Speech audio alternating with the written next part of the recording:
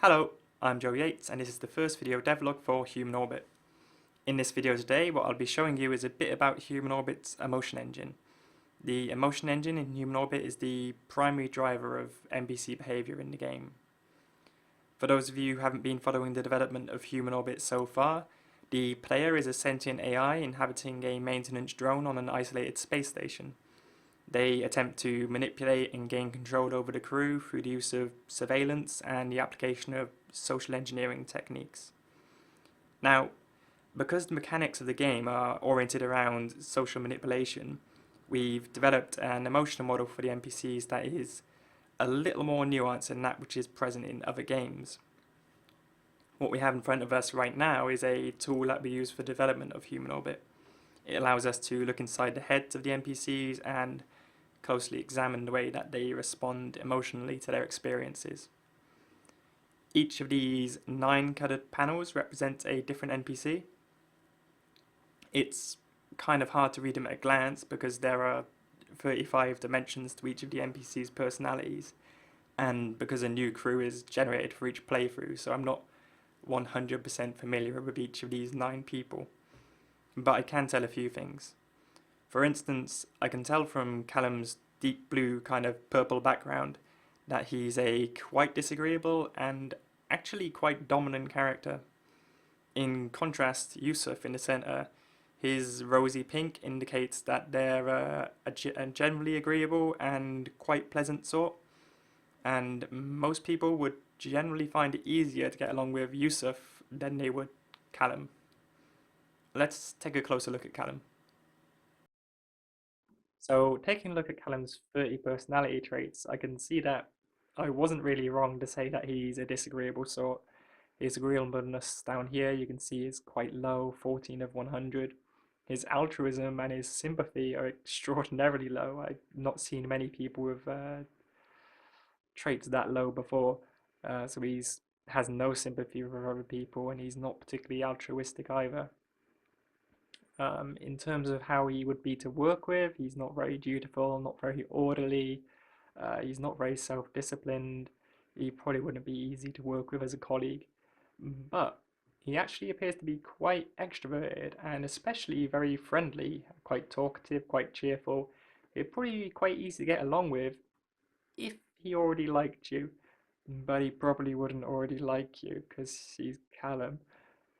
I'm going to close this now and return to the main screen. So what I want to do with this is take the NPCs all through a couple of typical days to show you how they respond emotionally to their events in their life. What you're seeing right now is all 9 of them are asleep and they're having dreams, good dreams, so they're feeling quite happy about them. And each time one of these pips pops up, it indicates an emotion and an experience that they're going through. So before long, it's 7 o'clock now, before long they'll wake up and then I'll send them to work and you can see how they respond emotionally to the simple fact that they have to go to work. Should wake up soon. I'm not going to wait, I'm going to do an alarm. You can see there was a mix of emotions briefly there. People were feeling startled, irritated and fatigued. Now I'm going to send them directly to work. So you can see how different people respond to the fact that they have to go to work. Looking here, you can see Alessandro in the top corner is pretty much a model employee. He's interested in his work. He feels like he's quite good at it. He's quite useful. He feels quite useful and he enjoys feeling useful as well. And this is quite different from other people such as Callum, who although he feels quite irritated that he has to go to work, he doesn't feel that capable in his work, he feels a bit impotent in his work.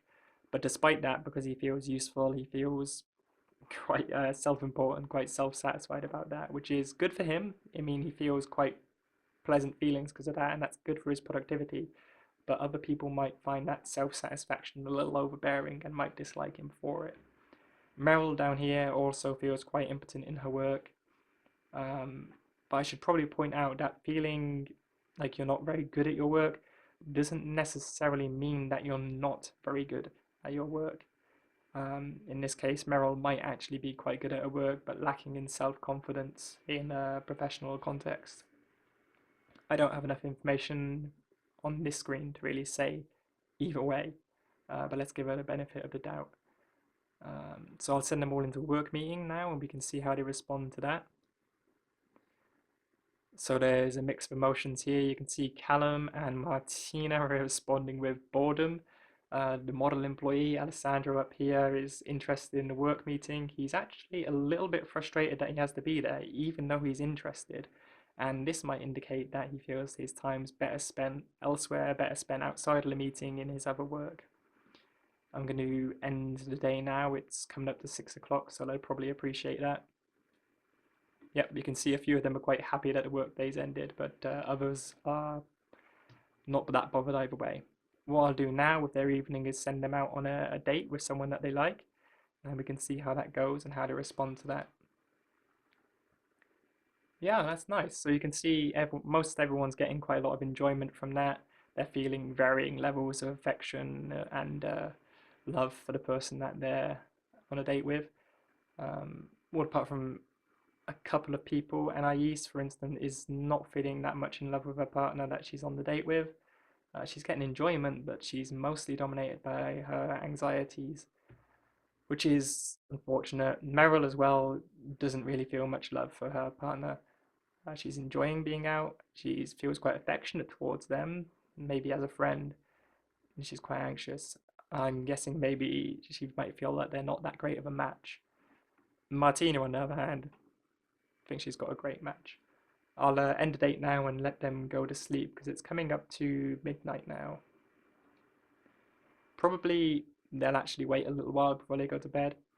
Their sleeping schedule is managed by a individual circadian rhythm, and mostly they seem to favour going to bed at about 1 a.m. after a midnight snack. So they should be falling asleep about now. Yeah. Sophie's fallen asleep and she's having good dreams, so is Petrus and Callum.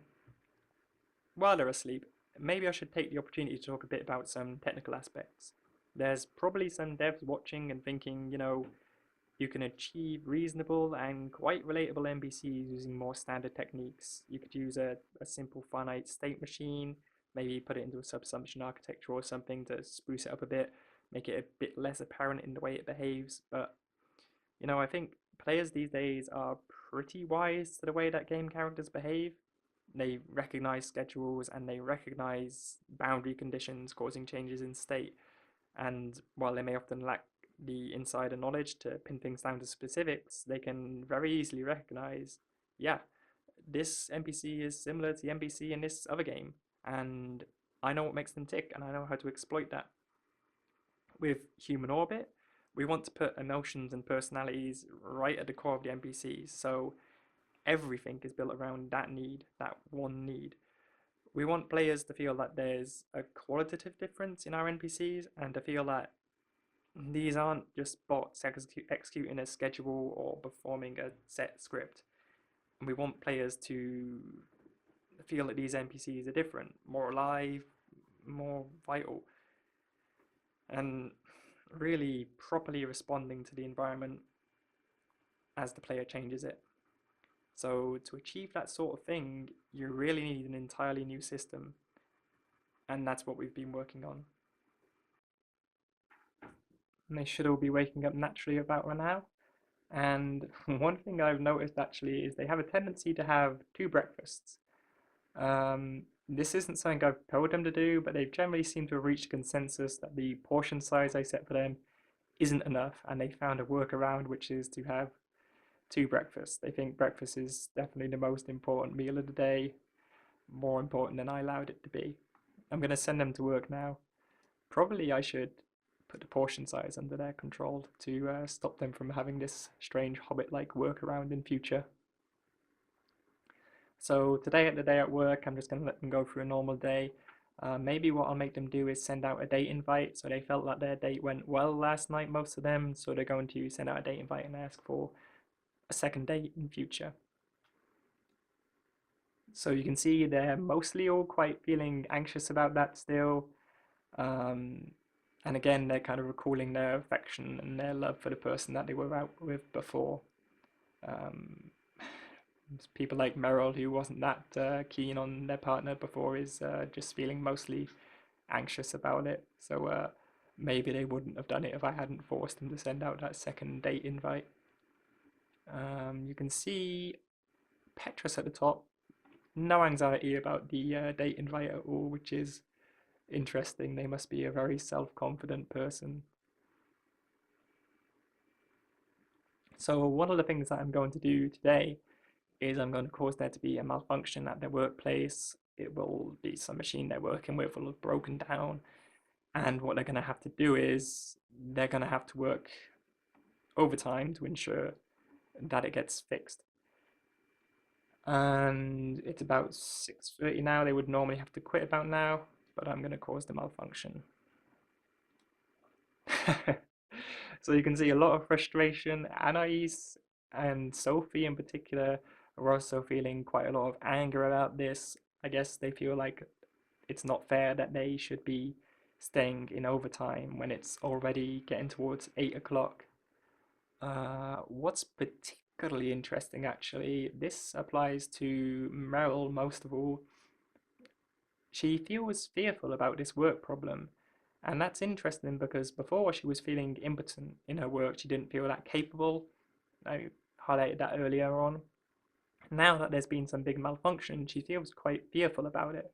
So I'm guessing that she's feeling, I don't know exactly how to fix this problem. I already don't feel that confident in my work beforehand, and now something's gone wrong and I don't know what to do about it. So she's feeling quite a lot of distress about that. Whereas other people are less worried. Petrus and Callum, already their frustrations faded. Now it's about midnight and they're still at work.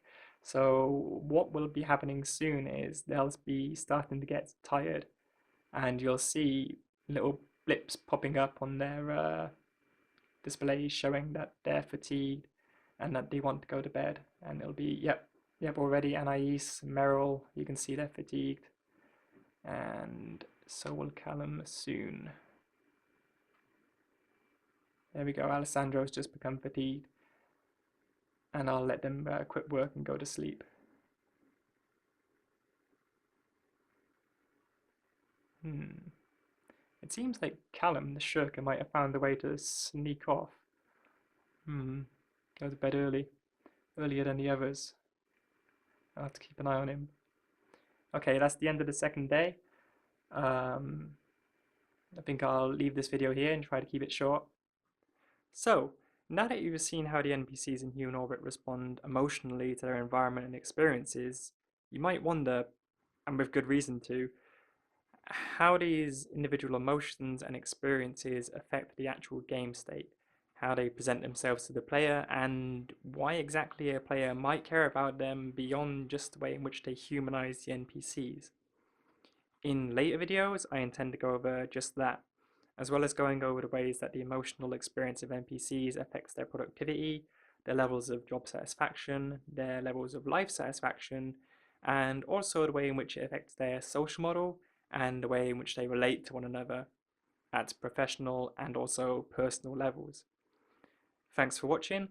You can get more information on Human Orbit by visiting our website, www.humanorbit.com, or by following its development more closely by following our Twitter account @ProceduralJoy.